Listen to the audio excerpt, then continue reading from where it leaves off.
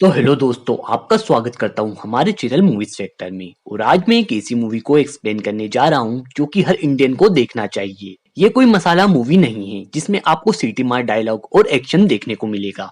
ये एक बायोपिक है हमारे इंडिया के एक बहुत ही बड़े साइंटिस्ट की, नंबी नारायण जी की। मूवी में बताया गया है कि अगर नंबी नारायण जी को एक झूठे केस में ना फंसाया गया होता तो आज इसरो दुनिया में नंबर 1 होता। तो चलिए दोस्तों, शुरू करते हैं हमारा ये वीडियो। और अगर आप चैनल पर पहली बार आए हैं तो चैनल को सब्सक्राइब जरूर करिएगा, क्योंकि यहाँ मैं आपके लिए लाता हूँ एकदम फ्रेश कंटेंट। मूवी की शुरुआत होती है जहाँ हम नंबी नारायण जी की फैमिली को देखते हैं, जो कि एक खुशहाल परिवार है और खुशी खुशी अपना जीवन जी रहा है। यहाँ नंबी जी के परिवार को एक शादी समारोह में हम देखते हैं। उसके बाद नंबी जी एक मंदिर में जाते हैं, लेकिन अखबार में छपी एक खबर आग की तरह फैल जाती है। यहाँ तक कि मंदिर का वो पुजारी खुद नंबी जी के द्वारा जलाया गया दिया बुझा देता है और फिर पुलिस नंबी जी को घसीटते हुए मंदिर के बाहर ले आती है। इधर उनके परिवार के साथ भी अजीब व्यवहार शुरू हो जाता है। सब इस बात से अनजान होते हैं कि ये उनके साथ क्या हो रहा है। और इसी के साथ कहानी फ्लैशबैक में जाती है 2013 में, जहाँ 19 साल बाद इसरो की कामयाबी सेलिब्रेट की जा रही होती है।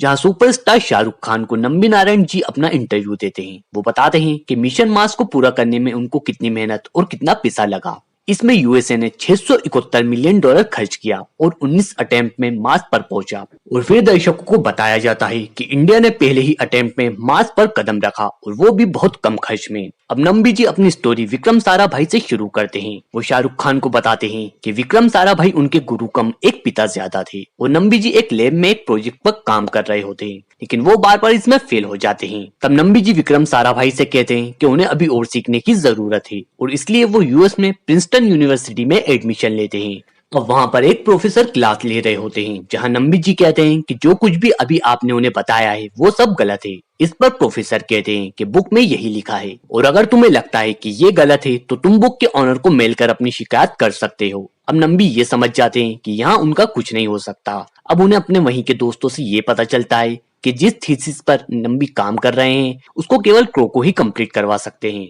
लेकिन वो यूनिवर्सिटी नहीं आते क्योंकि उनकी बीवी की तबीयत खराब होती है। वो घर से ही अपना काम करते हैं, लेकिन नंबी किसी भी हालत में उस थीसिस को सीखना चाहते थे। अब नंबी उनके पास जाते हैं, जहाँ प्रोफेसर क्रोको उन्हें साफ मना कर देते हैं। लेकिन नंबी कहते हैं कि वो उनके साथ उनके घर के कामों में उनका हाथ बटा देंगे और बदले में वो उन्हें थीसिस सिखा दें। इस पर प्रोफेसर मान जाते हैं। अब नंबी यहाँ उनकी फैमिली का अच्छे से ख्याल रखता है और उसके बदले में वो नंबी को थीसिस सिखा देते हैं। उसके बाद नासा को नंबी के टैलेंट के बारे में पता चलता है और नासा उन्हें एक जॉब ऑफर करता है। और वो इतना बड़ा ऑफर होता है कि अगर नंबी जी की जगह कोई और होता तो वो उसे फौरन एक्सेप्ट कर लेता। अब वो ये बात अपनी पत्नी को बताते हैं और बताते हैं कि जो पैसा उन्हें नासा ऑफर कर रहा है वो इंडिया में 5 साल काम करने के बाद उन्हें मिलेगा, जो यहाँ उन्हें 1 महीने में मिलने वाला है। पर इसके बावजूद नंबी उस ऑफर को ठुकरा देते हैं। अब उसके बाद वो इंडिया आकर विक्रम साराभाई के साथ इसरो में काम करना शुरू कर देते हैं। लेकिन इसके बावजूद भी उनकी रिसर्च के लिए उन्हें बहुत पैसों की जरूरत होती है। अब क्योंकि वो नासा तो जा नहीं सकते थे और ना ही दूसरे देश, तो उन्हें रोल्स रॉयस के सीईओ से प्लांट फ्री में मिल जाता है, क्योंकि उन्हें इस प्लांट की कोई जरूरत नहीं थी। अब वो ये बात अपने गुरु को बताना चाहते थे, लेकिन उन्हें पता चलता है कि विक्रम साराभाई की डेथ हो गई है। अब साराभाई के बाद न्यू चेयरमैन सतीश धवन होते हैं। यहाँ नंबी बार बार एक्सपेरिमेंट करने के बाद भी फेल हो रहे थे, इसलिए सतीश धवन उन्हें डांटते भी हैं। लेकिन नंबी उन्हें बताते हैं कि इस इंजन को बनाने के लिए उन्हें बहुत सारे पैसों की जरूरत है, जो कि उनके पास नहीं है। लेकिन उनके पास एक आइडिया है। दरअसल फ्रांस अपने एक मेगा प्रोजेक्ट पर काम कर रहा है और वो अपने काबिल साइंटिस्ट उन्हें देगा, मतलब कि वो एक डील करेंगे और बदले में वो उनसे लिक्विड फ्यूल टेक्नोलॉजी सीख लेंगे, क्योंकि उनके पास लिक्विड फ्यूल इंजन है। नंबी पहले ही फ्रांस से एग्रीमेंट कर चुके हैं और अब उसे उनके सीनियर से भी परमिशन मिल जाती है। अब नंबी अपने साथियों के साथ फ्रांस पहुंचते हैं और अपने सभी साइंटिस्ट की रोटेशनल शिफ्ट लगा देते हैं, ताकि वो हर एक इन्फॉर्मेशन अच्छे से निकाल सकें। लेकिन उन्हें कुछ खास इन्फॉर्मेशन नहीं मिलती। अब उन्हें आरसीडी के बारे में पता चलता है, जहां से वो इस टेक्नोलॉजी को सीख सकते हैं, लेकिन वहां हर किसी का जाना संभव नहीं होता।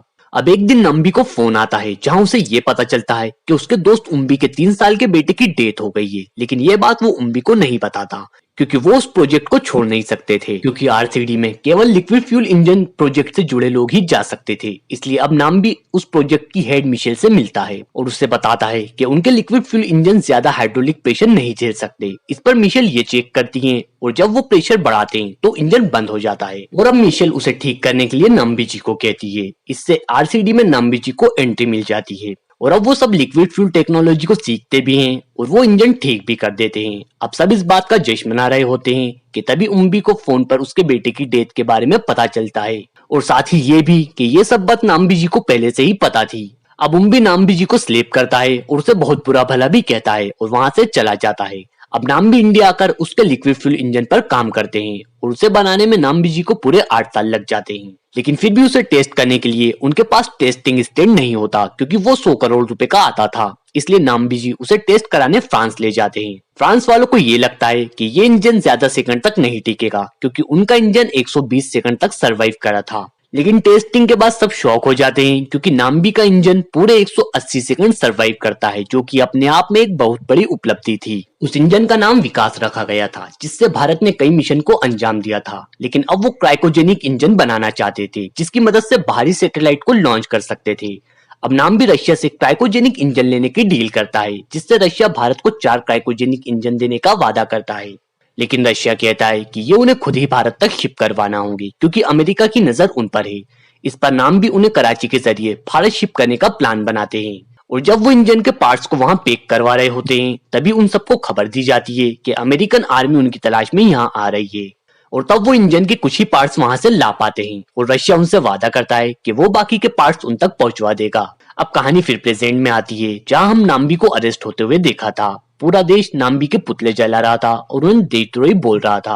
अब 3 ऑफिसर नाम्बी जी से किसी मरियम के बारे में पूछते हैं जिनके बारे में उन्हें कुछ भी पता नहीं होता और उसके बाद वो नाम्बी जी को डंडों से बुरी तरह मारने लगते हैं और उन पर इल्जाम लगाया जाता है कि वो पाकिस्तानी एजेंट मरियम के साथ सोए हैं और इसरो की सारी खुफिया जानकारी उसको दे दी है, जो कि सरासर गलत होता है। वो उन पर रॉकेट सीक्रेट को पाकिस्तान को बेचने का भी आरोप लगाते हैं जिस वजह से बाहर लोग उन्हें देशद्रोही बोल रहे थे। वो नाम्बी जी को इतना मारते हैं कि वो मरने की कगार पर पहुंच जाते हैं और ठीक वक्त पर उन्हें हॉस्पिटल में एडमिट करवा दिया जाता है। अब एक सीबीआई ऑफिसर मरियम से पूछताछ करता है जहां वो बताती है कि पुलिस ने उनके साथ बहुत बदसलूकी की और उसका रेप करने की धमकी दी और ये कन्फेस करवा लिया कि नाम्बी जी ने इसरो के सीक्रेट्स उन्हें बेचे हैं, जबकि वो नाम्बी जी कभी मिले ही नहीं थे।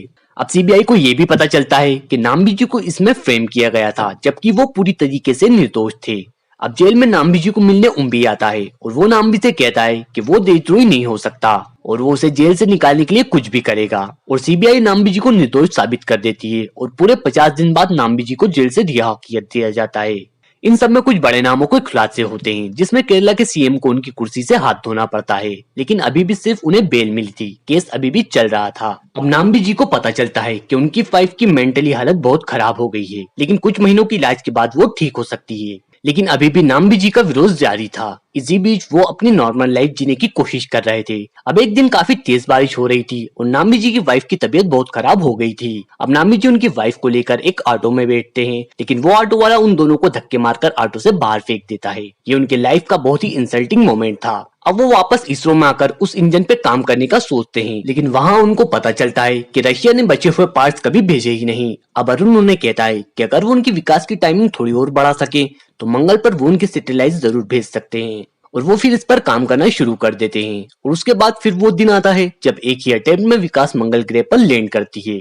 अब एक बार नाम्बी जी अपनी फैमिली के साथ एक शादी में जाते हैं जहां सब उनका मजाक उड़ाते हैं, लेकिन वो किसी को कोई जवाब नहीं देते। अब उनको खबर मिलती है कि उनको निर्दोष करार दे दिया गया है और ये फैसला पूरे 25 साल बाद आया। लेकिन इन सालों में जो उन्होंने और उनकी फैमिली ने सहा है वो हम सोच भी नहीं सकते। उन्हें 1 करोड़ के कंपनसेशन के बदले केवल 10 लाख रुपए ही दिए जाते हैं।